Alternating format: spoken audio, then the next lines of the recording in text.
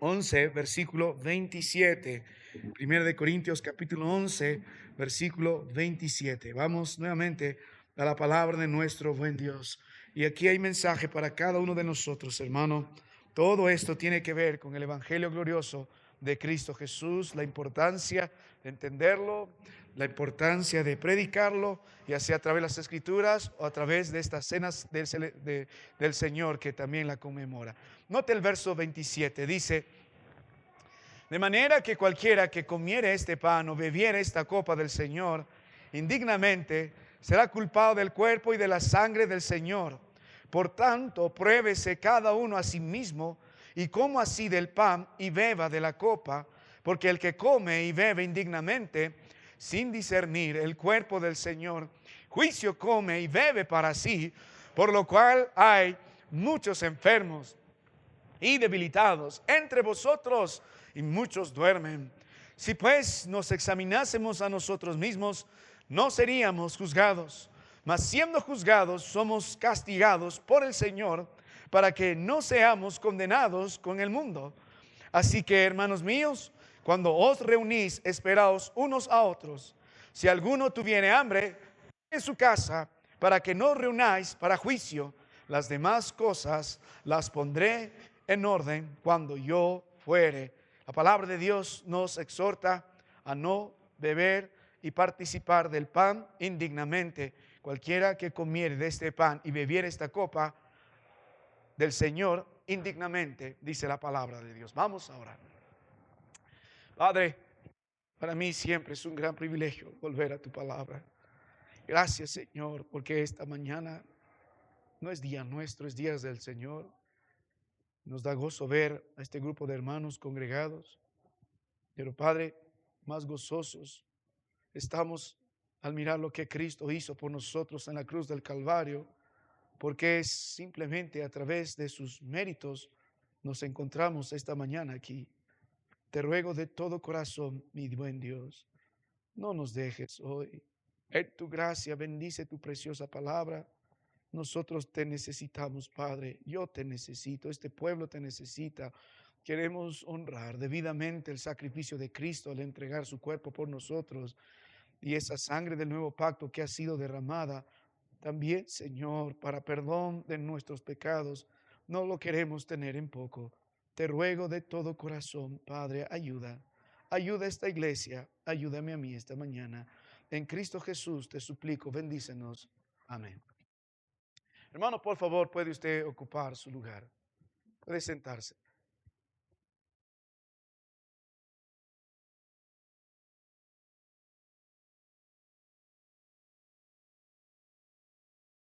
Es el año 55 después de Cristo Jesús, el varón del Señor. El apóstol Pablo se encuentra en Éfeso, ya en la última parte de su ministerio allí. Probablemente recibe una carta, quizás por algunos hermanos de la iglesia en Corinto, como el capítulo 1 habla acerca de los de Cloé, y trae malas noticias de la iglesia en Corinto. El apóstol Pablo estableció esta iglesia por la gracia del Señor, y ahora, después de haberla dejado un tiempo, la iglesia está en serios problemas. La iglesia en Corinto no está cumpliendo la razón de ser iglesia. La palabra de Dios dice en 1 Corintios capítulo 11, en el versículo 17, pero anunciaros esto que sigue no os alabo, porque no os congregáis para lo mejor, sino dice, para lo peor. La iglesia que está congregando ahí no está cumpliendo su propósito, el gran propósito de glorificar el nombre del Señor Jesucristo, no lo está haciendo. Están congregando no para lo mejor, sino para lo peor. El Señor no recibe gloria y honra.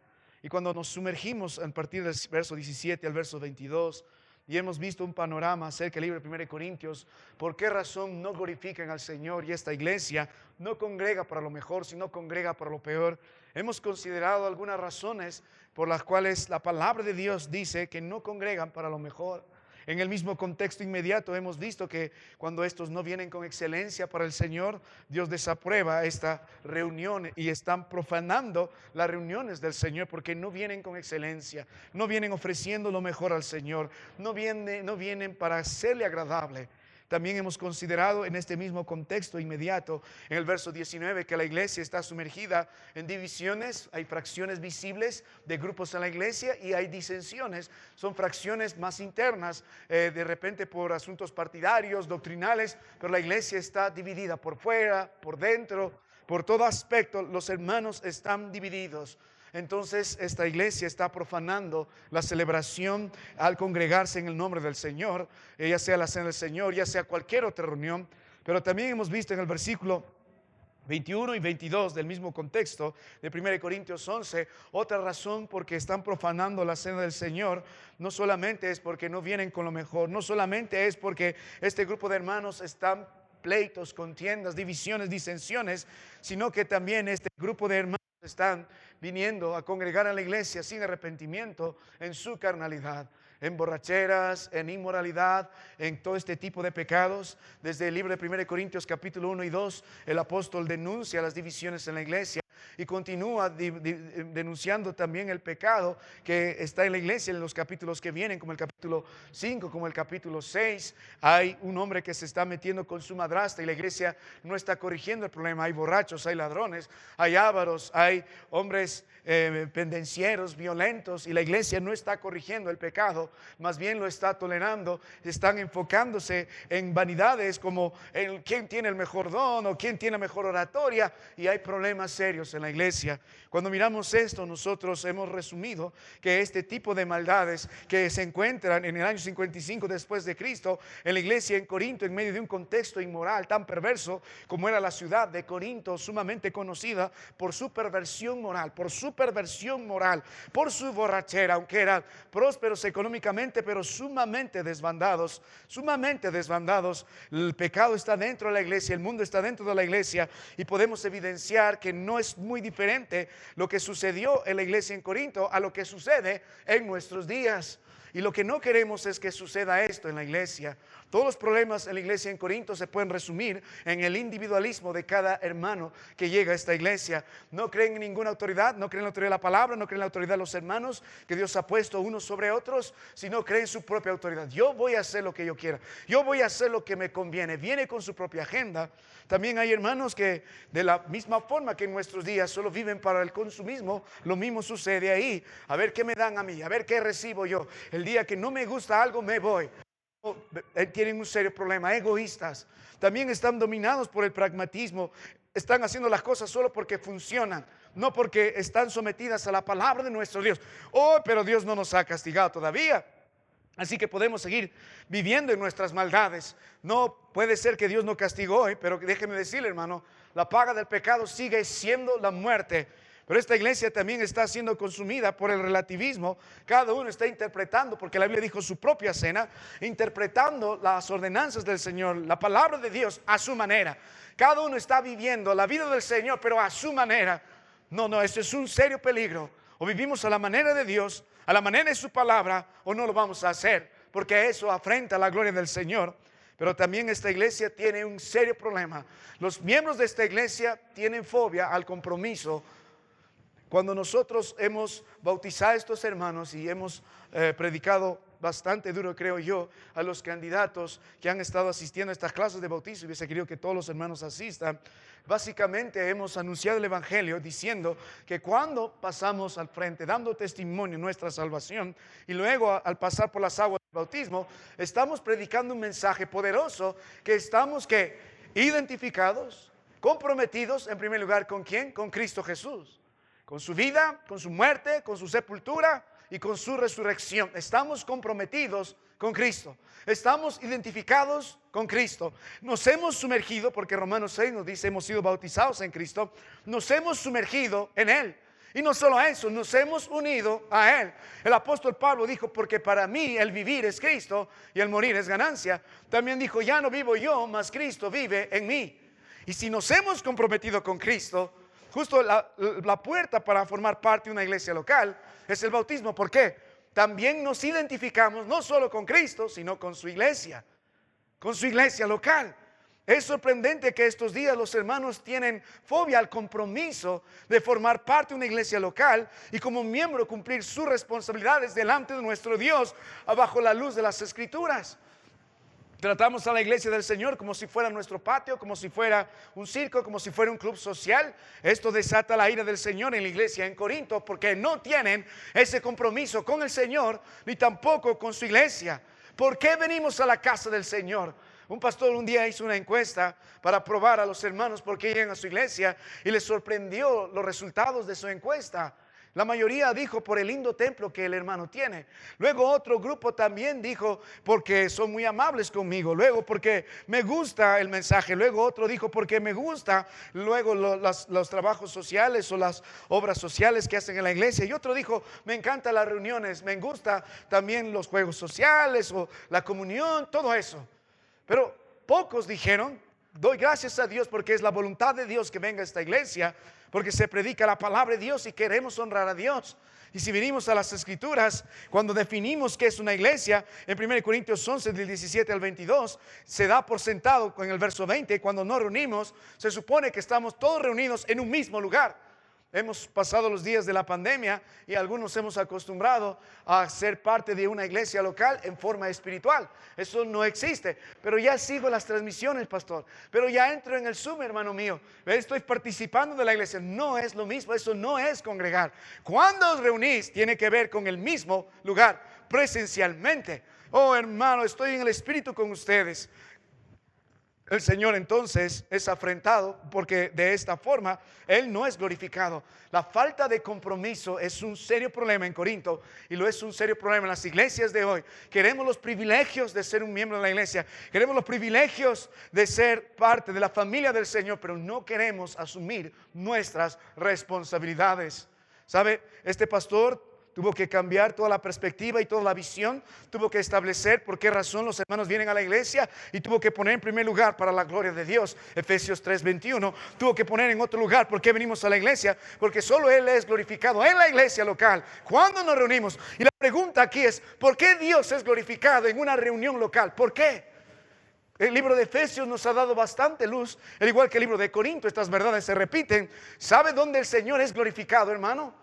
Cuando un grupo de personas que éramos antes pecadores, apartados de todo bien, viviendo en nuestra inmundicia, ahora vivimos en santidad y nos congregamos. Ese grupo de personas apartadas por la gracia del Señor y a través de su Espíritu Santo vivimos delante del Señor en santidad. Eso no es glorioso. No por obras para que nadie se gloríe. Por eso el Señor recibe la gloria. De pronto un vecino pasa y mira a uno de sus vecinos entrando a la iglesia. Hermano, pero yo te conocía antes. Hacías tus grandes fiestas de Santiago, contratabas la orquesta de 10,000 soles, de 15,000 soles. Te ponías el disfraz y dabas vueltas con tu tambor. Y luego te metías con una mujer, con otra mujer, con tus borracheras. ¿Y ahora qué pasó contigo? Ya no estás ya en pleitos y contiendas en los juzgados por tu familia, por violencia, lo que tú quieras. Ya no estás en eso porque el Señor me salvó. Voy a la iglesia del Señor. Ese viejo hombre, como un hermano ayer dio testimonio, ya murió. Entonces ese grupo de personas que congregan con ese poderoso testimonio glorifica a Dios. Solo Dios puede hacer algo así. Solo Dios puede hacer de nosotros una nueva criatura a través de su gracia, creyendo en Cristo Jesús y en su preciosa sangre, como los hermanos dieron testimonio el día de ayer también. Ahora, hermano, también esto es increíble porque el Señor es glorificado en la iglesia. Por eso venimos a la casa del Señor. Por eso nos comprometemos con Él. Porque somos distintos, hermanos. Mire, alguno dice, ten cuidado, yo soy de Jauja. Otro dirá, ten cuidado, yo soy de Huancayo. No sabes cómo somos los huancaínos. Tienen su cultura, tenemos nuestras costumbres, tenemos nuestro carácter. Ay, ten cuidado, yo soy de Lima, ten cuidado. Pero es increíble, no importa qué clase social, pobre o rico, no importa si hemos terminado la universidad, grandes eruditos o simplemente hermanos que con primaria, qué sé yo, no importa, todos que nos hemos unido en Cristo, griego, judío, nos hemos unido en Cristo. Solo el Señor puede hacer algo así. ¿Qué otra organización en el mundo puede tener ese tipo de comunión? El mundo ruega paz mundial, paz mundial. La Organización Mundial o las Naciones Unidas o todo tipo de organizaciones mundiales buscan algo en común, buscan tener paz, pero no va a haber paz nunca. La paz solo proviene del Señor. Si estamos unidos en Cristo, tenemos comunión los unos con los otros. Porque más que un vínculo sanguíneo, familiar, que nos une, La sangre de Cristo. Por eso Él es glorificado. Y cuando uno no se compromete con el Señor y con su iglesia, entonces tiene serios problemas. Estos problemas están en Corinto, estos problemas están en muchas iglesias el día de hoy. Y es probable que también estos problemas estén en la vida de cada uno de nosotros y en la vida de esta iglesia. Entonces el Señor tiene que lidiar seriamente con estos problemas. ¿Y cómo lo hace? Él dice, no voy a tolerar más. Quiero tocar este tema de la cena del Señor, porque ya ustedes, hermanos de Corinto, han llegado a colmar la presencia de nuestro Dios. Están profanando culto, y ahora están profanando mi cena. Eso no lo voy a permitir, dijo el Señor. Si el pastor de la iglesia en Corinto lo permite, yo no lo voy a permitir. Si los hermanos lo están permitiendo, yo no lo voy a permitir. No importa quién eres. El Señor de la iglesia es Cristo Jesús. El libro de Colosenses nos enseñó que Cristo es la cabeza de la iglesia. ¿Por qué razón? Porque Él es el Salvador de la iglesia. ¿Por qué razón? Porque es el pastor y el gran pastor y el príncipe de los pastores y el buen pastor de la iglesia. ¿Por qué razón? Porque Él también es el que es el soberano de la iglesia. Y como soberano, Él santifica su iglesia. Según Tito hemos estudiado por qué nos separó un pueblo para que seamos celosos de buenas obras. Ahí es el Señor glorificado, como acabamos de decir, y su santidad no va a ser menospreciada en la casa del Señor, no importa quién. Pregunta a Nadab y Abiú en el Antiguo Testamento, los hijos amados de Aarón, por ofender la santidad del Señor, Dios lo quitó de su presencia. En el libro de Hechos capítulo 5 pregunta a Ananías y Zafira por ofender la santidad del Señor, los propósitos del Señor y del Espíritu. El Señor también los quitó de su presencia. Y si miramos esta mañana y lo vamos a ver a detalle, en 1 Corintios capítulo 11, nota con exactitud en el versículo que sigue, en el versículo, vamos a mirar en el versículo 30, dice, por lo cual hay muchos enfermos y debilitados entre vosotros y muchos duermen. Hay consecuencias visibles en la iglesia en Corinto por parte del Señor a manera de juicio por profanar las reuniones de su iglesia y por profanar la cena del Señor. Lo que Dios está diciendo es que estoy enfermando a muchos hermanos porque están profanando mi nombre, no se arrepienten, están profanando mi evangelio, están profanando el sacrificio de mi Hijo al celebrar así indignamente la cena del Señor. Lo que Dios está diciendo también, no solo estoy enfermando a muchos, estoy debilitando a otros, sino que estoy matando a otros en la iglesia en Corinto, porque están tomando a la ligera mi cena, mi nombre, mi iglesia, están ofendiendo mi santidad. El mismo juicio está acá. Sí, estamos en la época de gracia, pastor. No podemos pecar sin consecuencias. No, el Dios del Antiguo Testamento no va a cambiar. Lo que involucra gracia más bien es una obra sobrenatural que evidencia que el Señor me perdonó, me cambió, me transformó. Por eso ando en una nueva vida. Pero esta iglesia no lo entiende en Corinto. Y es un negocio de vida o muerte. Así que esta mañana, hermano mío, cuando volvemos a la palabra de nuestro Dios, a partir del verso 23 al verso 26, el Señor nos enseñó algo más. Del 17 al 22 nos mostró la problemática en la celebración de la cena del Señor, que están profanándola.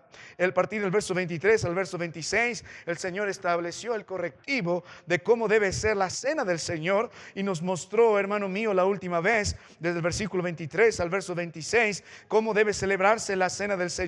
Nos mostró que es un mandato del Señor, porque eso dijo el verso 23, vino de Dios y en un momento especial, la noche que Él fue entregado. Eso hemos meditado. También nos mostró el significado de esto, el comer,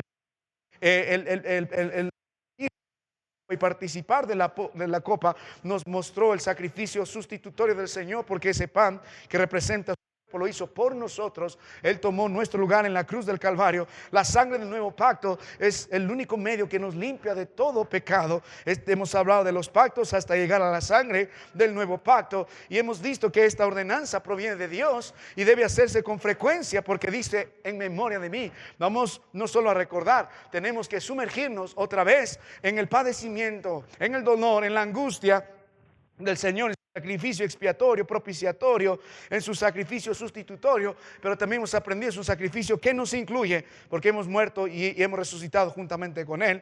Y finalmente el verso 26, hemos considerado también el mensaje doctrinal que esto predica el Evangelio. Dice así pues: todas las veces que comieres este pan y bebieres esta copa, la muerte del Señor anunciáis. Y también predica su retorno hasta que Él venga. Por eso es importante. Entonces hemos visto la problemática en la celebración de la Cena del Señor. Hemos meditado con detalle la institución correcta de la Cena del Señor. Y ahora estamos meditando esta mañana del 27 al 34 brevemente, hermano mío. Esta mañana vamos a considerar esta última parte que tiene que ver con la preparación correcta para la celebración de la Cena del Señor. No queremos menospreciar su cena, no queremos quitarle la gloria y la honra, así que lo vamos a hacer correctamente. Note el verso 27, dice: de manera que cualquiera que comiere este pan o bebiere de esta copa, que dice del Señor, note la palabra, indignamente. Entonces el plan de nuestro Dios a partir del 27 al 34 es que podamos primero participar, pero lo podamos hacer dignamente. No solamente el poder participar, sino hacerlo correctamente. Note un momento el énfasis. En el verso 27 dice indignamente. Si va más adelante, hermano mío, en el versículo tenemos otra porción de las Escrituras en el versículo 29, porque el que come y bebe indignamente, el énfasis es muy fuerte en el propósito del contexto del 27 al 34 de poder hacerlo correctamente. Pero ¿qué significa indignamente? Ya que se repite dos veces, el Señor está diciendo: no lo hagas indignamente, no lo hagas indignamente. Debemos prepararnos para celebrar la Cena del Señor, y no solo la Cena del Señor, hermanos, sino vivir nuestra vida correspondiendo al sacrificio de Cristo Jesús por nosotros como miembros de la iglesia, pero glorificar su nombre y extendiendo el mismo evangelio a cualquiera que no ha creído. Pero ¿cómo lo hacemos? ¿Qué significa esto que dice indignamente? Básicamente la expresión indigna involucra sin respeto, sin reverencia, sin consideración. Lo que el Señor está diciendo, en primer lugar, no somos dignos de participar de la Cena del Señor. Ninguno de nosotros somos dignos. Si no fuera por la sangre preciosa de Cristo, ni siquiera podríamos llamarnos hijos de Dios, si ni siquiera hubiésemos podido creer en Él. Todo ha sido por la gracia preciosa de Cristo Jesús. No somos dignos, pero podemos participar por su gracia. Pero lo que el Señor espera, que correspondamos a esa gracia para participar de la Cena del Señor, haciéndolo con reverencia, haciéndolo como es debido, haciéndolo como el Señor lo merece. Es lo que indica. No quiero que lo hagan indignamente, no quiero que lo hagan menospreciándome, no quiero que lo hagan sin respeto, no quiero que lo hagan de la manera vida. Quiero que lo hagan dignamente. Aunque ustedes no son dignos, no lo merecen, pero quiero que lo hagan así. Y hermano mío, si no solo notó el énfasis y no solo notó el significado, usted debe notar, hermano mío, el tenor de esto, porque lo que el Señor está hablando desde el versículo 17 es para nosotros un poderoso instructivo. Dice: pero anunciaros esto que sigue, no os alabo. La palabra anunciaros tiene que ver con una orden, está bajo autoridad. Para nosotros la celebración de la Cena del Señor no es opcional, es una ordenanza. No solo la celebración, sino la celebración correcta. En ese contexto el Señor no solamente está haciendo un gran énfasis, no solamente nos da el significado, sino nos demanda. El Señor nos demanda. No es la demanda del pastor, no es la demanda de los diáconos, no es la demanda de otra iglesia, es la demanda del Señor. Yo espero que la iglesia celebre dignamente. Yo demando que la iglesia lo celebre dignamente. Y al mismo tiempo, hermano, esta expresión nos invita a nosotros a poder participar correctamente. Nos exhorta, nos anima, nos reprende para que podamos hacer dignamente. Entonces, ¿cómo nos preparamos para celebrar la Cena del Señor? La iglesia del Señor debe prepararse correctamente para celebrar la Cena del Señor y corresponder los días que siguen a una vida como iglesia que glorifica al Señor. Y la pregunta entonces es si la iglesia local debe prepararse y hacerlo dignamente. ¿Cómo lo debe hacer? ¿Cómo debe prepararse para no celebrar indignamente la Cena del Señor? Permíteme extender rápidamente esta mañana, hermano mío, 4 grandes deberes esenciales que nosotros esta mañana debemos considerar en nuestras vidas. Y vamos a dar un momento esta noche también para celebrar la Cena del Señor. Hay 4 deberes en 1 Corintios capítulo 11 del 27 al 34. Hay 4 deberes. El primer deber, vamos a considerar que Dios quiere advertirnos para no participar indignamente. Debemos ser advertidos para no participar indignamente. Es decir, vamos a aprender las consecuencias de participar indignamente, el juicio de Dios. Primero, debemos ser advertidos. Es lo que vamos a hacer esta mañana. En segundo lugar, debemos probarnos para no participar indignamente. En tercer lugar, vamos a ver esto también, debemos examinarnos para no participar indignamente. Y finalmente, debemos unirnos para no participar indignamente. Estas son las cuatro deberes que debemos considerar esta mañana. Debemos advertirnos, debemos probarnos, debemos examinarnos y debemos unirnos en el Señor para no participar indignamente. Le ruego, hermano mío, como miembro de la iglesia, y hermano que usted no es miembro de la iglesia o tampoco es creyente, le ruego también preste atención. Nosotros como iglesia llamado a dar ejemplo de la predicación gloriosa del Evangelio de Cristo Jesús, y a través de la cena del Señor lo debemos hacer. Estamos llamados a ser ejemplo de una vida transformada. Así que estos deberes son importantes porque nos va a invitar a meditar. Al final del versículo 22, el apóstol Pablo hace una serie de preguntas retóricas para que usted medite. Dice, ¿no tenéis casa en que coméis y bebáis? Obviamente tiene. Entonces, si vas a comportarte indignamente, ve a tu casa, no a la cena del Señor. O menosprecia la iglesia del Señor, porque con esa actitud usted menosprecia a la iglesia de Dios. Lo tiene poco. Y no solo eso, también menosprecia a los hermanos. A los que no tienen nada, ¿qué os diré? Os alabaré, os felicitaré, les diré bien hecho. Esto no os alabo.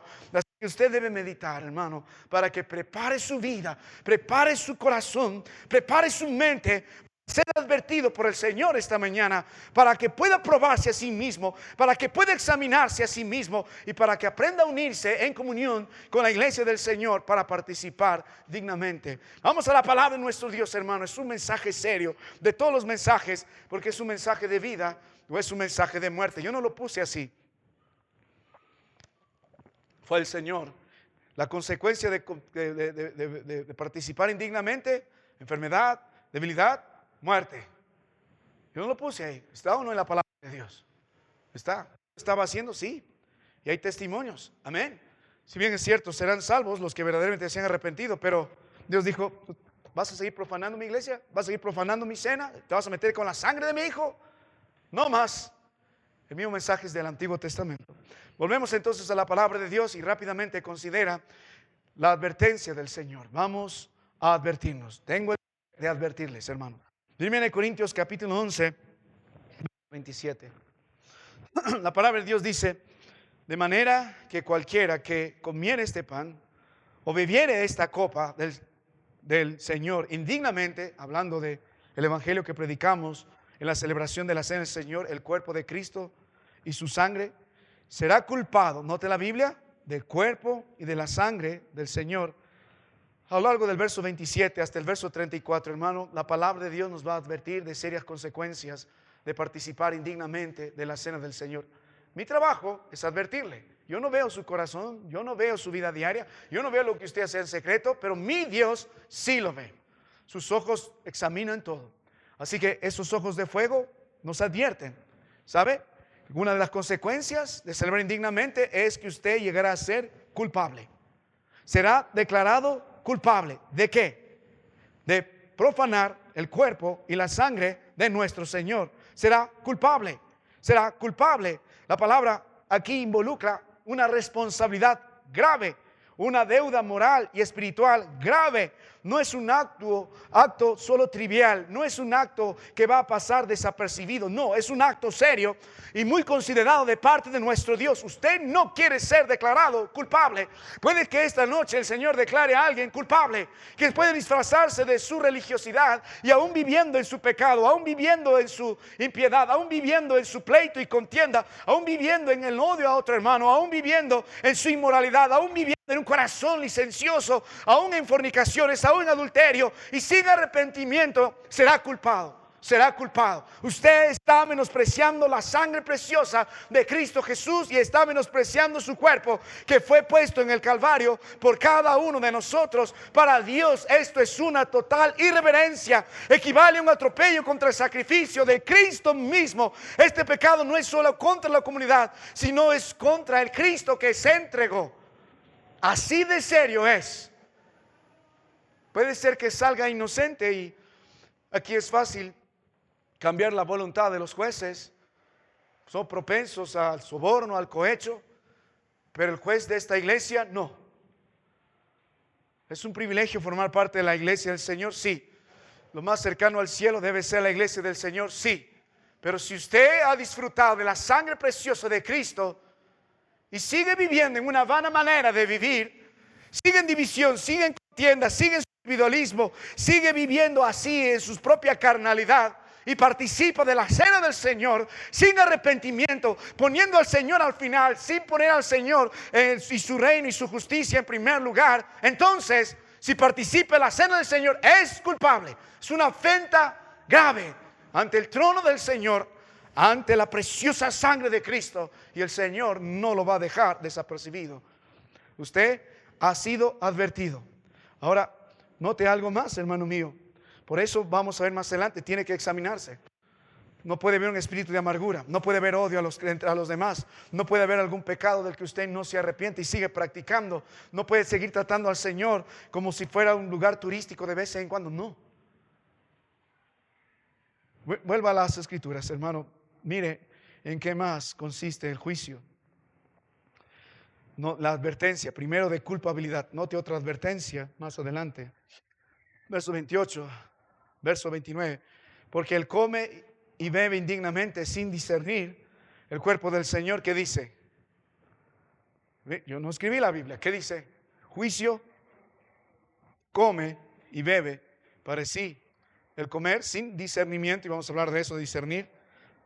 Aquí va a ser no solo hecho culpable, sino que va a recibir lo que merece. La palabra juicio tiene que ver con corrección. Más abajo vamos a ver, no tiene que ver con condenación. O sea, no va a irse al infierno. Si es un verdadero creyente, no lo va a hacer el Señor. Pero como Dios ama a su pueblo, como Él se ama a sí mismo, entonces Él tiene que poner una corrección seria. Por eso dice, será culpable de juicio. Será culpable de juicio. ¿Y cuáles son las consecuencias visibles de ese juicio? Entonces, ustedes están siendo advertidos. ¿Ven? El participar en la cena del Señor.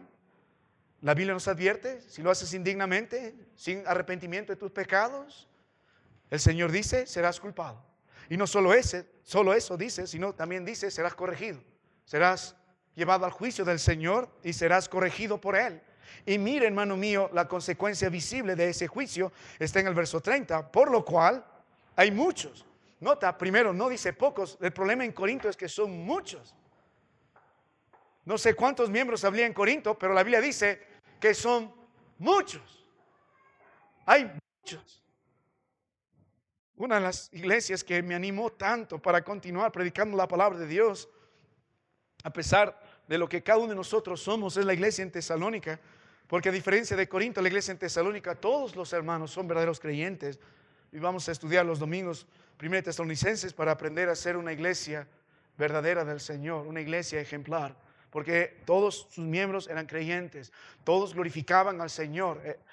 Nosotros tenemos una lista de 82 hermanos, y si tuvieran los 82 hermanos en la iglesia allá en Tesalónica, todos eran cristianos, todos eran fieles, todos glorificaban al Señor, todos amaban al Señor, todos estaban comprometidos con el Señor y su iglesia.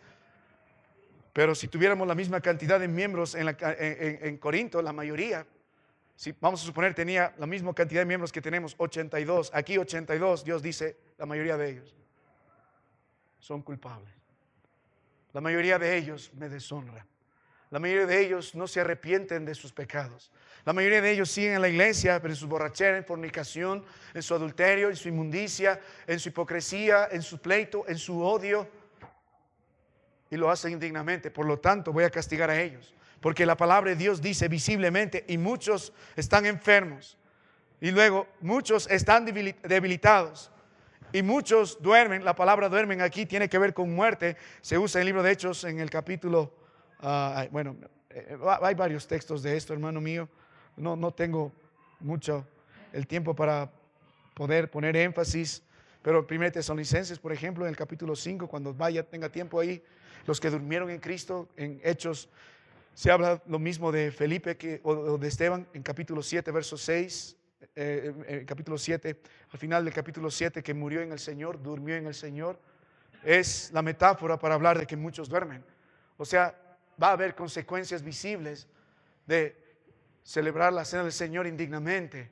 El Señor nos advirtió de ser culpables. El Señor nos advirtió del juicio. Y el Señor nos advirtió de estas consecuencias visibles. Voy a enfermar a muchos porque participarán indignamente. Voy a debilitar a otros porque van a participar indignamente. Y voy a matar a otros también porque van a participar indignamente.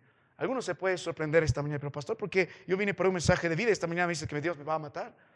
Primero, si usted no es creyente, yo le invito, el mensaje del Evangelio es mensaje de vida. ¿Por qué? Porque Dios nos quiere rescatar de la muerte a la que ya hemos sido condenados. Pero usted debe entender como miembro de la iglesia que el Señor no es que lo va a condenar, pero debe entender que esto no lo va a dejar de alto el Señor. ¿Puede matarlo? Sí. En el libro de Levítico, en el capítulo 7, cuando usted va con detenimiento, verso 20, verso 25, verso 27, el Señor practicaba esto desde el Antiguo Testamento. Será córtalo este, córtalo este. En el verso 20, por participar del altar siendo inmundo, córtalo. En el versículo 25, por no traer lo mejor al Señor, córtalo. En el versículo 27, por menospreciar la sangre, que va a predicar un día el nuevo pacto y la sangre de Cristo, córtalo. Y eran cortados de la congregación, eran cortados de la adoración, pero eran cortados del campamento. Literalmente, Dios los mataba. Córtalo. En Hechos 5 vemos el mismo asunto. En la palabra de Dios habla en 1 Juan de pecado de muerte. Usted debe saber lo que no debe hacer. Y si lo hace, sabe que Dios no lo va a permitir más en su vida. Siendo un hermano, siendo un heraldo y vuelve a su antigua vida, Dios cree que lo va a permitir. Va a permitir que los demás se burlen del Señor, de su palabra, de su iglesia, de su precioso evangelio y sacrificio de Cristo Jesús. No lo va a permitir. Por eso, hermano, este asunto es más serio de lo que usted piensa. Ahora, mire algo más, hermano, el verso 31 y verso 32. Si pues nos examinásemos a nosotros mismos, no seríamos juzgados. Siendo juzgados, somos castigados por el Señor para que no seamos condenados con el mundo. Un día un viejo hermano se acercó a un pastor que estaba tomando el ministerio y este se levantó mientras el pastor estaba predicando sobre el libro de Hebreos, no solo de la disciplina del Señor, Hebreos 10, sino del castigo del Señor. Se levantó y dijo, el Señor no castiga, el Señor solo disciplina. ¿Y cuál es la diferencia? Bueno, cuando el Señor nos disciplina tiene que ver con corrección, pero cuando el Señor también no solo disciplina, sino a los que también castiga. No solo los corrige, hermano mío, sino que va a haber una seria consecuencia en su vida. No es solo una simple advertencia, es una corrección que va a durar y va a quedar para que aprenda. El castigo tiene una consecuencia permanente como la muerte. Y la Biblia dijo, horrenda cosa es caer en manos de un Dios vivo. Y el Señor lo hace por amor, porque Él quiere que mantengamos a su pueblo santo y glorioso, porque eso es lo que Él merece. Lo hace por amor, para que usted vuelva a los caminos del Señor. No ha sido a través de nuestra vida que Dios ha ejercitado su disciplina, nos corregía, nos hablaba, nos advertía, pero también experimentamos su castigo. No hay vida en nosotros que evidencie alguna marca del Señor de parte de Él y que quede ahí permanente en nosotros. ¿Cuántos nos hemos apartado al Señor y de pronto un día un joven se apartó en un instante lo que nunca hacía lo hizo? Se fue, se emborrachó con sus amigos, se fue fuera de sí, se pasó de copas, hizo lo que no debía con alguna persona que estaba allí. Sí, se arrepintió, sí vino al Señor, pero ahora sufre las consecuencias. Sufre las consecuencias. Delito, condenación, cárcel, prisión. Sufre las consecuencias. Hermano, muchos de ustedes están en juicio y ni cuenta se han dado. No puede usted tratar al Señor siendo un miembro de nuestra iglesia así. Y Él lo hace porque Él nos ama. Si bien es cierto, somos librados de condenación, pero sin embargo el Señor no nos va a dejar sin castigo, porque nos ama. Usted ha sido advertido de celebrar la cena del Señor indignamente, va a ser culpable. El Señor va a derramar juicio, se va a hacer visible en enfermedad, en debilidad, en su muerte, y también ha sido advertido del castigo del Señor. Ahora permíteme terminar este mensaje yendo rápidamente a cómo nos seguimos preparando. Nuestro primer deber, somos advertidos, debemos ser advertidos, ya ha sido advertido. Hasta ahí yo puedo llegar. Lo segundo, hermano, debemos probarnos. unos a los otros para no participar indignamente. Verso 28. Por tanto, pruébese cada uno a sí mismo y coma así del pan y beba de la copa. La idea de ponerse a prueba implica una acción activa, constante, seria. Básicamente la palabra nos invita a examinarnos. Es algo que no nos gusta hacer porque creemos que estamos bien siempre. Pero usted, hermano, debe examinarse hoy. Y por implicación a cualquiera que no es creyente o no es parte de nuestra iglesia, usted también debe examinarse. Porque las consecuencias sin haber creído en Cristo Jesús, sin ser perdonado por la sangre preciosa de Cristo, para usted sí es muerte eterna. Y si no cree, ya ha sido condenado. El problema en su vida se llama el pecado y es la consecuencia del pecado que desata la ira de Dios, lo que trae muerte eterna en su vida. Ahora debemos examinarnos, debemos mirar nuestra vida, debemos mirarnos a la luz de la palabra de nuestro Dios. No voy a comparar solo con el hombre, yo voy a comparar con el hombre perfecto que es Cristo Jesús, y yo debo verme a la luz de las Escrituras, que es el espejo que va a reflejar mi rostro de la forma que debe ser, mi vida de la forma que debe ser. Usted necesita examinarse, usted debe ver su fidelidad esta mañana, usted debe examinar su amor a los hermanos, usted debe examinar su santidad, usted debe examinar sus prioridades, usted debe examinar su servicio, usted debe examinar su devoción al Señor esta mañana, antes de celebrar la cena del Señor, y debe identificar el pecado en su vida. ¿Por qué es infiel? ¿Por qué sigue siendo inmoral? ¿Por qué sigue siendo un hombre que odia y pleitea? ¿Por qué sigue siendo un hombre indiferente? ¿Por qué no ama a su esposa? ¿Por qué no ama a sus hijos? ¿Por qué sigue viviendo así, en esa vana manera de vivir? Y usted bien lo sabe, no puede ocultar sus pecados delante de los ojos de Dios. No puede. Examínese. Examínese. Qué fácil es mirar la vida del otro. Cuando Dios trata del juicio, antes de juzgar, dice: primero mira la viga de tus ojos antes de mirar la paja en el ojo de tu hermano. Todos necesitamos examinarnos porque todos somos de alguna forma culpables. No solo debe examinarse, hermano mío. El Salmo 139, verso 23 dice: examíname, oh Dios, y conoce mi corazón. Pruébame y conoce mis pensamientos, y ve si hay en mí camino de perversidad, y guíame en el camino eterno. Tiene el deber de probarse a sí mismo, tiene el deber de examinarse a sí mismo. Hay una palabra que parece sinónimo, pero tiene cierta diferencia.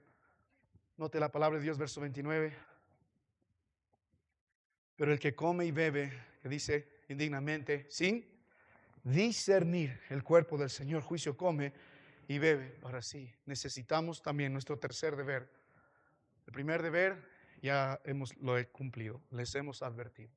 El segundo deber, usted debe no solo escuchar la advertencia, debe probarse, examínese.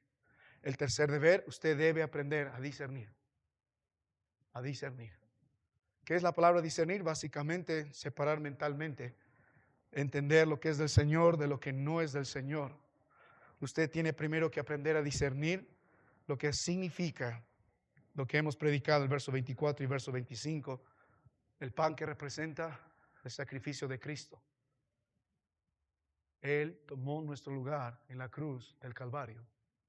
¿Y lo vamos a tener en poco? Hermano, Él tomó tu lugar en la cruz del Calvario. ¿Y tienes en poco eso? Viviendo en tus pecados, en tus fechorías, en tu iniquidad, en tu irreverencia, en tu infidelidad al Señor, tratando al Señor como si fuera cualquier cosa. ¿Lo tienes en poco? Si Él hizo eso por ti, lo mínimo que podemos hacer por Él es ser fiel.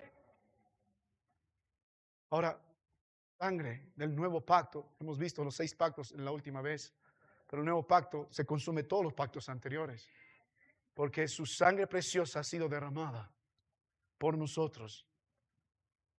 ¿Acaso fue bonito eso? La cruz era un lugar sangriento. Los altares en el Antiguo Testamento eran sangrientos. Para que en el Antiguo Testamento, si usted pecaba involuntariamente, porque si pecaba voluntariamente no había remisión de pecados, usted moría. Un día un varón sábado dijo: voy a recoger leña, nadie se va a dar cuenta. Recogió leña, y recogió leña, lo mataron porque pecó voluntariamente contra la ley. sus pecados solo de alguna forma eran expiados mirando a Cristo por los sacrificios cuando era involuntario. Si usted ofendió involuntariamente, no lo quise, ya, amén, ya, muy bien. Entonces, ¿tienes ahí un corderito que has criado? Sí, desde pequeño. Muy bien, tráelo acá. Tú mismo, tráelo. ¿Llevabas tu cordero? ¿Cómo se llama tu cordero? Yo tenía uno que se llamaba Corazón. Ya, trae el Corazón, ponlo ahí. Pero lo tengo desde pequeño. Sí, bien, ponlo en el altar. Entra al tabernáculo y ponlo ahí. Ponlo en ese altar. Ponlo en el altar de bronce. Y ahora toma un cuchillo y dególlalo. Y desángralo. Y luego hablen dos. Y luego saca todas las entrañas. Entrega lo mejor al sacerdote. Así era sangriento. Tú tenías que hacerlo.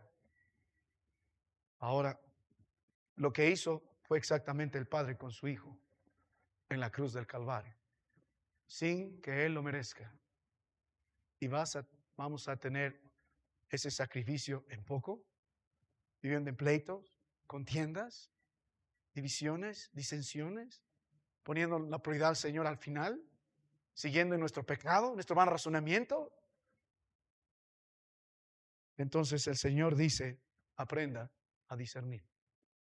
Discierne sobre el cuerpo del Señor, que por implicancia también tiene que ver con la iglesia. No solo su sacrificio, sino también este cuerpo que es la iglesia del Señor. ¿Qué somos? ¿Por qué venimos? ¿Estamos cumpliendo nuestra responsabilidad como miembros de la iglesia? No solo el pastor y los diáconos, no. Usted es un ministerio vivo de esta iglesia.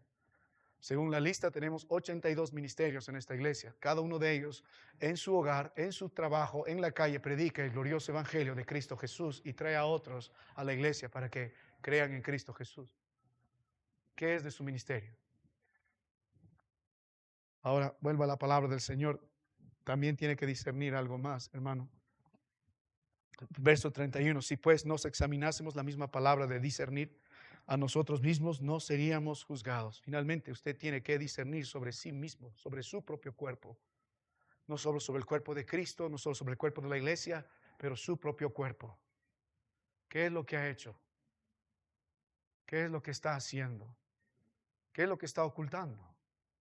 Porque pasa los años en su vida, en la vanidad de este mundo, en sus afanes, y nunca se detiene a mirarse a sí mismo. ¿Qué tal? ¿Es un buen esposo? Discierna. Le pregunto, hermano, ¿es un buen esposo? ¿Es un amante de su mujer o es un maltratador? ¿Quién es usted? ¿Es un buen padre? ¿Gobierna su hogar en verdad, en amor? Yo sí, pero ¿qué dice su esposa de usted? ¿Qué dicen sus hijos de usted? ¿Es un varón bíblico en su hogar? ¿Ejemplar? ¿Como Dios lo espera? ¿Es lo mínimo? ¿Es lo mínimo? ¿Qué tal de usted, hermano? ¿Es una buena esposa o una gritona, enojona? ¿Qué tal como madre? ¿Es una anciana del bien? ¿Qué tal jóvenes? ¿Viven en su pureza, en santidad? ¿O siguen metidos en todo tipo de inmundicia? ¿Qué tal es su fidelidad? ¿Es un buen hermano? ¿Es creyente? ¿Tiene un testimonio de ser fiel? Discierna, hermano. Discierna. Vea la verdad en su vida a la luz de la palabra de Dios. Véase delante del Señor. ¿Es un buen hijo de Dios? Su vida está puesta en un altar como sacrificio vivo, santo, agradable a Dios. En Romanos 12:1, verso 1 y 2 demanda eso el Señor. No conformándose a este siglo, sino transformados por mera renovación de vuestro entendimiento, para que comprobemos lo bueno y agradable delante de los ojos de nuestro Dios. Por lo tanto, hermano mío, discierna para que usted pueda confesar sus pecados, porque así no puede continuar sirviendo al Señor, ni mucho menos celebrar su cena. La palabra de Dios dice en 1 Juan 1:8, si decimos que no tenemos pecado, nos engañamos a nosotros mismos, la verdad no está en nosotros. Si confesamos nuestros pecados, Él es fiel y justo para perdonar nuestros pecados y limpiarnos de toda maldad. Pero para que haya confesión, debe haber un profundo discernimiento de la magnitud de nuestras maldades. Discierne, hermano. ¿Es de bendición para su familia? ¿Es bendición para la iglesia? Discierne, hermano. Examínese y confiese sus iniquidades, no delante de los hombres, delante de Dios. Y apártese de su maldad, confiando en el poder de lo alto.